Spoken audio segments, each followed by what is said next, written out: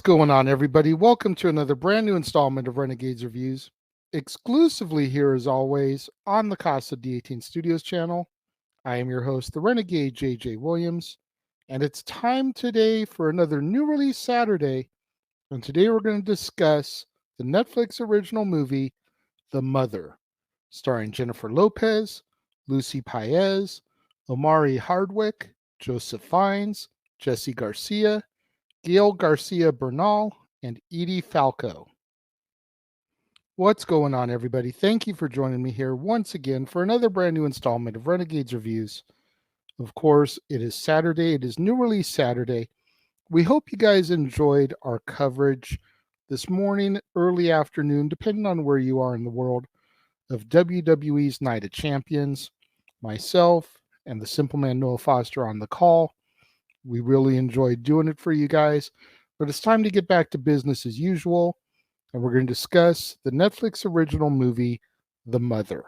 And as our movie opens, an unnamed United States military operative known only as The Mother brokers an arms smuggling deal between ex-Special Air Service Marine Adrian Lovell and arms dealer Hector Alvarez.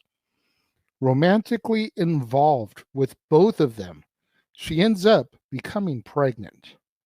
However, after discovering that they are involved with child trafficking, the mother approaches the FBI in order to be an informant.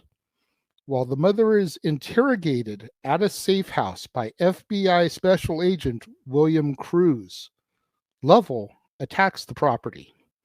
Cruz is shot and wounded, and the FBI agents are killed. The mother saves Cruz's life and crafts a time-delayed bomb. Lovell confronts her in the bathroom and stabs her before getting knocked out by the explosion. After the ordeal, the mother gives birth prematurely in the hospital. While recovering, SAIC Eleanor Williams informs the mother that Lovell's body is missing, so her newborn daughter will be placed with a foster family for protection. Understanding that the child will never be safe with her, she disgruntledly waives her parental rights. The mother visits Cruz and gives him 3 conditions. Number 1, the child will have a life as ordinary as possible. Number 2, the mother will get a photo every birthday. And number 3, Cruz will call her if the child is ever in jeopardy.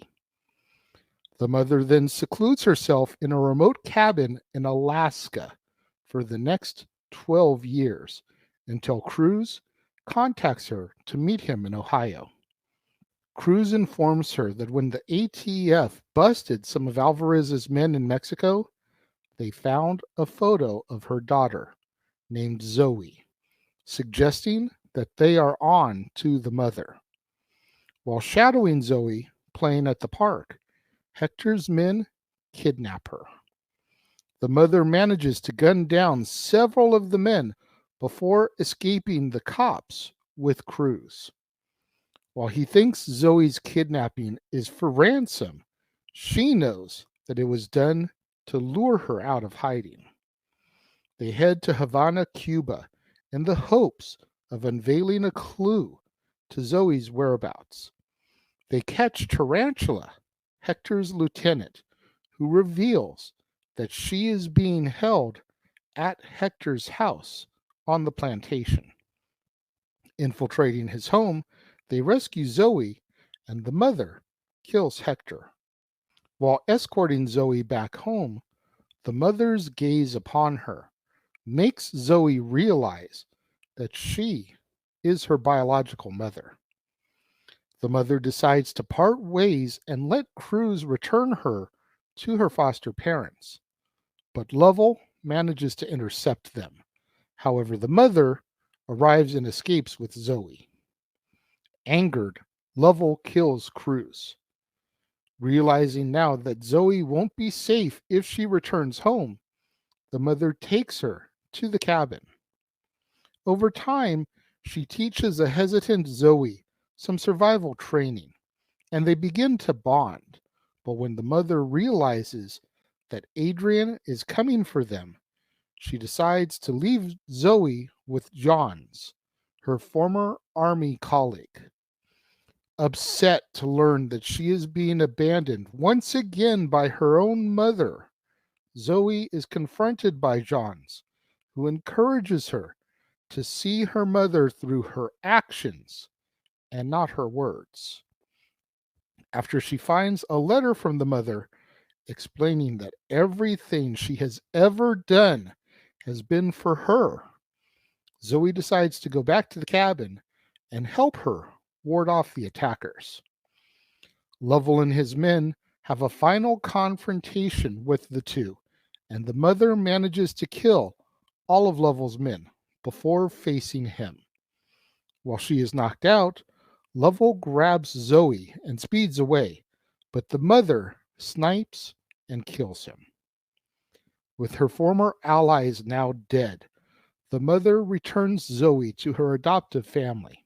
No longer needing to remain in hiding, the mother continues to observe Zoe from a distance as our movie comes to its end. Netflix has been really doing well lately with their direct to the platform movies, their original content, because I can't think of a Netflix original movie that I have seen in the past year while back doing these on a full time basis that really sticks out in my head as having been just horrid, god awful, never watching it again. There have been movies that haven't been as good as others, but there's been nothing that I have sat through that I felt was a complete and utter waste of time. J-Lo is phenomenal in this. I really like how they kind of keep J-Lo dressed down in this one. You know, you think about Jennifer Lopez and you think about her figure, you think about her curves, and you think about how in most of her movies they try to accentuate that and play her as kind of like this sexy character. Even if she's being badass, she's still being sexy.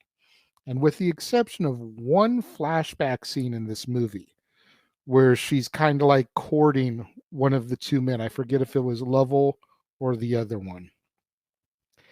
And you see her in this really form-fitting dress, and her male counterpart in the scene even goes to try to grab her ass. Aside from that one scene, she's really dressed down in this entire movie. And I thought that was a great way to go about this because they're trying to show the fact that she's all business. She is this informant, she's this agent, she's this killing machine that should not be messed with. And if you're dressing in too sexy, provocative, form-fitting clothes, where are you going to hide your weapons? They're all going to be able to be seen through the tightness and the form-fitting. I thought this was an amazing film. Maybe amazing is not the right word, but I thought this was a really good film. Good story. I thought the way that Zoe and the mother finally began to bond was just awesome. It took a little time to get there because the mother, while Zoe's mother as well, and you could tell that she really wanted to be involved in Zoe's life, she knew in the back of her head that if she got too involved, it could be what leads to Zoe's undoing. So she was staying distant for Zoe's betterment. And once she finally let that wall break down and the two really started to connect with each other, I thought the movie really picked up some steam. It was already firing on all cylinders, but it really kind of kicked into overdrive, in my opinion. Again, I thoroughly enjoyed the movie. I'm curious to know what you guys think about it. For me, when it comes to the mother, I'm going to give it 3.5 out of 5 stars with plenty of room to grow in the future. I feel like this is one of those movies that if I come back to it and I watch it again and again, and I keep enjoying it the way that I did this first time, it could very easily get to a 4 or a 4.5 star film. It's not going to make 5. It's not a perfect movie by any stretch of the imagination, but it could definitely climb to 4 or 4.5 stars. What did you guys think of The Mother? Those of you that have seen it, let me know. If you're watching the premiere, leave your thoughts and comments over here. If you're watching on demand later in the day, leave your thoughts and comments down here. Let's have that conversation, that discussion, that debate, that interaction that I'm always asking you guys for in the comments below. And make sure you guys tune in later on this evening, right here to the Casa D18 Studios channel, the Jeff Meacham Network, and across the Jeff Meacham Network multiverse of media as we engage once again in the Saturday night shenanigans that are Open Mic Night. Myself, the West Coast Professor Jeff Meacham, the Simple Man Noah Foster, the Heeb Man James Hebert, and whoever else decides that they want to step through the doors and up to the microphone in order to engage us in conversation about the week in professional wrestling. And then tomorrow, right back here on the Casa D18 Studios channel, it'll be time once again to step into the war zone. That's right, it's time for another edition of the Weekly Acquisition Report, the show where I, the Renegade, show you, the viewers, the latest additions to my ever-growing movie library. And then at the top of the hour following that, here on the Casa D18 Studios channel, the Jeff Meacham Network, and across the Jeff Meacham Network multiverse of media, it'll be time for our final watch along for the weekend, AEW Double or Nothing. The Simple Man Noah Foster, Heeb Man James Hebert will be on the call as we provide our live reactions, predictions, and play-by-play commentary for AEW Double or Nothing live from the T-Mobile Arena in Las Vegas, Nevada. And then on Monday, right back here on the Casa D18 Studios channel, it'll be back to business as usual and another edition of Renegades Reviews as we begin to finish up our month of John Wayne. And we'll be discussing The Train Robbers, starring John Wayne, Anne Margaret, Rod Taylor, Ben Johnson, Christopher George, Bobby Vinton, Larry Gatlin, and Ricardo Montalban. You don't want to miss out on any of that content right here on the Casa D18 Studios channel, the Jeff Meacham Network, across the Jeff Meacham Network multiverse of media. We've got Open Mic Night, The War Zone, Double or Nothing, and 3 more John Wayne reviews before the month is over. Again, you don't want to miss any of it, so make sure you smash that like button, make sure you're subscribed, make sure that notification bell is turned on so you don't miss out anytime a video drops right here on the Casa D18 Studios channel or anytime we go live, as is the case with Stat Boy Sports Bar, Open Mic Night, pay-per-view PLE watch-along coverage, etc. Share these videos with your family, friends, loved ones, coworkers, movie fanatics, cinephiles in your life, fans of Jennifer Lopez, fans of Edie Falco, fans of Joseph Fiennes, fans of Netflix original movies. Anybody you can think of that would enjoy this content in this video, share it with them. It's the only way we're going to keep our visibility up in YouTube's algorithms now that we are, in fact, a monetized channel here on the platform. Thank you once again to everybody out there who joined me, tuned in today. It means so much more to me than you guys will ever know. And I will see you guys next time.